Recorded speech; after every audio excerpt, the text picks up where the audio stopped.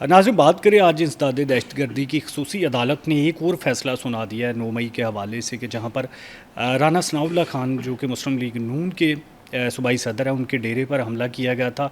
तो उन मुलजमान को सज़ा भी आज सुना दी गई है। तो उसमें सबसे ख़ास बात यह है कि 2 MPs पंजाब असम्बली के मेंबर्स शेख शाहद जवेद और इसके अलावा मोहम्मद इस्माइल सीला, इन दोनों को भी सज़ाएं सुना दी गई हैं, जिस पर अब इलेक्शन कमीशन की जानब से मुमकिन तौर पर इनको डी सीट कर दिया जाएगा, जैसे कि पहले भी हुआ है। जो 31 जुलाई को सज़ाएं सुनाई गई थी, क्योंकि उसके बाद हाई कोर्ट की जानब से कोई भी रिलीफ नहीं दिया गया, बल्कि जो लोग सरगोदा से या वज़ीराबाद गुजरात से भी अपनी अपीलें लेकर गए थे, तो हाई कोर्ट की जानब से कहा गया था कि पहले वो सरेंडर करें, फिर उसके बाद जो है वो उनकी अपील सुनी जाएगी।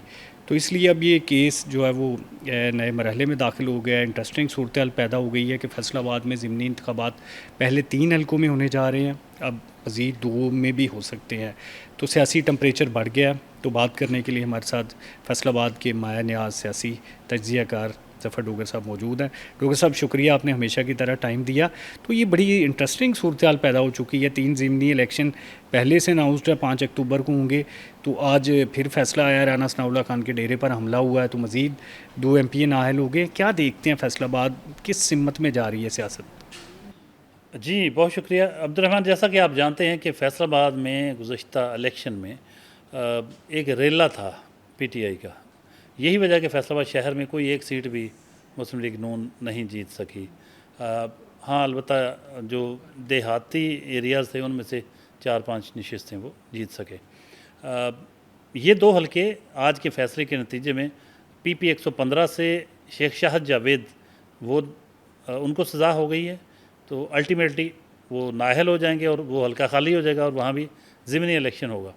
इसी तरह PP 116 जहाँ से मलिक इस्माइल सीला जीते थे उनको भी सज़ा हो गई।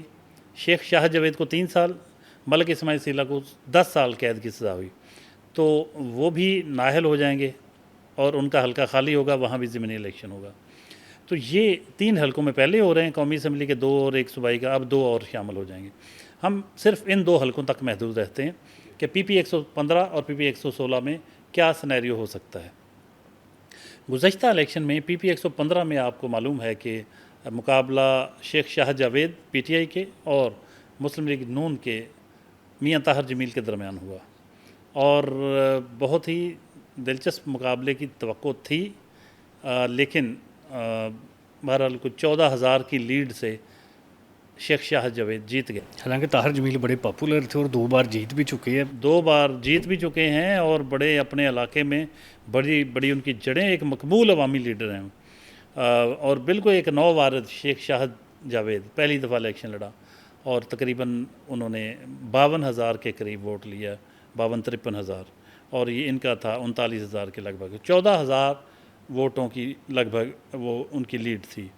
इसी तरह PP 116 में शेख जो राना सनाउल्लाह खान के साहबजादे, उनके दामाद अहमद शहरयार, वो मलिक इस्माइल सीला से हार गए और 67,000 यानी 67,000 के करीब वोट थे मलिक इस्माइल सीला के और 53,000 के लगभग थे इनके राना शहरयार के। यहाँ 14,500-15,000 का फ़र्क था। अब हम देखते हैं कि पिछली दफ़ा तो एक रेला था, इलेक्शन में PTI जीत गई, लेकिन अब क्या होगा? अच्छा, अब इसमें सर पहले भी जैसे हम डिस्कस करते रहे हैं कि ज़िमनी इंतखाबात में टिकटों की लड़ाई, नून लीग के हर हलके से 2-2 उम्मीदवार है। वैसे इस हलके में मुझे लग रहा है कि ताहिर जमील और अहमद शाहरयार के अलावा कोई उम्मीदवार नून लीग के अभी तक नहीं है, या हो सकता है? हो सकता है, अच्छा, होगा इन्हीं में से। राना अहमद शहरयार का टिकट तो तकरीबन पक्का है, ठीक वो है। तो मिल जाएगा उनको। PP 116 मुस्लिम लीग नून के राना अहमद शहरयार, और PTI के कौन होते हैं ये पता चल जाएगा। ठीक है। PP 115 यहाँ PTI के कौन आते हैं ये देखना होगा, क्योंकि जब वो अब सज़ा याफ्ता हैं, क्या बनता है, किसको टिकट देते हैं। लेकिन मुस्लिम लीग नून के मियां ताहिर जमील उम्मीदवार हो सकते हैं, या मियां ताहिर जमील के कहने पर किसी को टिकट दिया जा सकता है। नहीं, मियाँ ताहिर जमील विड्रा करेंगे? बहरहाल इसमें बड़ी खबर छुपी हुई है। पार्टी बताएं ना। की मकामी लीडरशिप की ख्वाहिश है कि मियां ताहिर जमील खुद इलेक्शन में उतरें। ठीक है। हो सकता है मियां ताहिर जमील किसी और को उतार दें। नहीं, वो बताएं, सारा शहर सुनना चाहता है, ये ऐसा बहुत खुशकिस्मत बड़ी कौन है? खबर हो सकती है, लेकिन इसके लिए पार्टी की रजामंदी ज़रूरी है। कोई मियां ताहिर जमील के अजीज़ भी हो सकते हैं। हो सकता है मियां ताहिर जमील खुद कहें जी मेरी जगह इनको टिकट दे दें। अभी अगर ये मैं आपको बहुत बड़ी खबर दे रहा हूँ। अगर तो मियां ताहिर जमील का मामला है, वो तो बड़े मजबूत उम्मीदवार हो सकते हैं, 2 बार जीते हुए हैं, उनके टिकट पर शायद बात ना हो। अब जो अजीज़ आपने मैदान में उतारा है, तो ये सारा शहर जानना चाहता है कि ऐसा कौन सा अजीज़ है जिसकी खातर मियां ताहिर जमील भी अपना टिकट विदड्रा करने में जो है वो अपनी खुशी महसूस करेंगे। देखिए अभी ये हल्का खाली होना बाकी है। मैं नहीं चाहता कि मियां ताहिर जमील साहब की सिक्रेसी, उनके बारे में उनके लिए कोई प्रॉब्लम पैदा हो जाए, उनकी सियासी हिकमत अमली को नुकसान पहुँचे। मियां ताहिर जमील, पहली बात यह है कि मियां ताहिर जमील मुस्लिम लीग नून के उम्मीदवार हैं। बिल्कुल है। यानी हाँ। वो हारे थे, अब उनको टिकट मिल जाएगा दोबारा। एग्जैक्टली। उनसे ज़्यादा मजबूत उम्मीदवार उस हल्के में पार्टी के पास कोई और नहीं है। बिल्कुल। हाँ, अगर मियां ताहिर जमील साहब खुद किसी और को लड़ाना चाहें तो इस पे पार्टी क्या फ़ैसला करेगी ये देखना होगा। लेकिन होंगे उनके बहुत ही करीबी अजीज़, कोई उनका बहुत ब्लड रिलेशन, और ये अभी अभी मेरे लब ना खुलवाएं। अच्छा, ये बता दें, मियां ताहिर जमील खुद क्यों नहीं लड़ना चाहेंगे? मियां ताहिर जमील साहब वो लड़ेंगे, पूरा इलेक्शन लड़ेंगे, उसी तरह लड़ेंगे जिस तरह वो खुद अपने लिए लड़ते हैं। तो मतलब ये कि यार और भी लोगों को फिर अब बाज़ औक़ात कोशिश करते हैं कि चलें यार अब चलें मैं नहीं इसको लड़ा देते हैं। तो बड़े बड़े अच्छे उनके हैं, उनके पास ऐसे चॉइसेस हैं। अच्छा, वो चॉइस ऐसी हो सकती है कि जिसको पार्टी टिकट दे दे? यही वो पॉइंट है जिस पर ये इन्हसार करता है इस बात पर कि उनकी लॉबी कितनी स्ट्रॉन्ग है। अगर वो ख़ुद इलेक्शन लड़ना चाहें तो बात ही कोई नहीं, उनको तो टिकट देने में ना राना सनाउल्लाह खां जो सदर हैं पंजाब मुस्लिम लीग नून के, ना उनको एतराज़ है, ना चौधरी शेर अली ग्रुप को एतराज़ हो सकता है। हाँ, अगर वो अपनी जगह अपने किसी अजीज़ को टिकट दिलाना चाहें, इस पर फिर पार्टी फ़ैसला करेगी कि क्या उनका एनालिसिस अपने हलके के हवाले से दुरुस्त है कि वो जिसको टिकट दिलाना चाहें क्या वो इस काबिल होंगे कि वो जीत सकें। ये उनकी लॉबी पे मुनहसर है, उनके ताल्लुकात आला क़यादत से किस नौइयत के हैं ये मैटर करेगा। ओके डॉक्टर साहब, अब मैं आखिरी सवाल की जानिब आऊँगा कि ये 2 हलके हम महफूज समझ रहे हैं नून लीग के लिए कि यहाँ से राना अहमद शहरयार ही हिस्सा लेंगे, मियां ताहिर जमील या उनके कोई जो है वो बहुत करीबी हिस्सा लेंगे? क्या कोई और बंदा भी नून लीग का आ सकता है जो इन हलकों में कूदने के लिए तैयार हो? देखें, कूदने के लिए जो भी तैयार हो, इन दोनों के सिवा टिकट किसी को नहीं मिलेगा।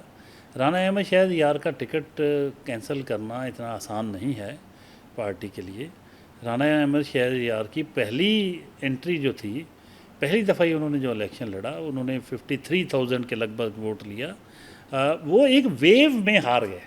एक वेव थी, आपको पता, फैसलाबाद में यूँ चली और उसमें वो भी शिकार हुए। अच्छा, एक सवाल मेरे जहन में आ रहा है कि ये 9 मई के केसेस अब ख़त्म हो गए हैं या मज़ीद कोई और भी नाअहलियाँ बाकी हैं? जी, हो सकती हैं। मुकदमात ख़त्म हो चुके, कुछ मामलात ऐसे हैं जो कुछ लोगों का ट्रायल मुकम्मल नहीं हुआ क्योंकि उनके ख़िलाफ़ चालान पेश नहीं किए गए।